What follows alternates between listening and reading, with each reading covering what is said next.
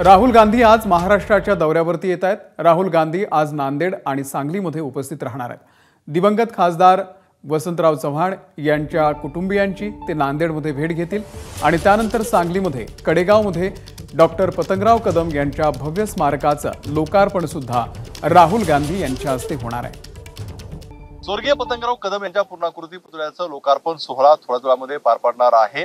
काँग्रेसचे नेते आणि विरोधी पक्षनेते राहुल गांधी, मल्लिकार्जुन खरगे, शरद पवार यांच्या उपस्थितीमध्ये हा लोकार्पण सोहळा पार पडणार आहे। साधारणतः 12:30 वाजता राहुल गांधी आणि मल्लिकार्जुन खरगे या ठिकाणी दाखल होतील आणि त्यानंतर लोकार्पण सोहळा जो आहे तो पुतळ्याचा होणार आहे। त्याच्या आधी पाहता आपण संपूर्णपणे तयार झालेली आहे। पोलिसांकडून सुद्धा कसून जी आहे ती चौकशी केली जाताना आपल्याला पाहायला मिळते, कारण राहुल गांधी, मल्लिकार्जुन खरगे आणि शरद पवार उपस्थित राहणार आहेत। अनेक काँग्रेसचे वरिष्ठ नेते, राष्ट्रवादीचे वरिष्ठ नेते सुद्धा उपस्थित राहणार आहे।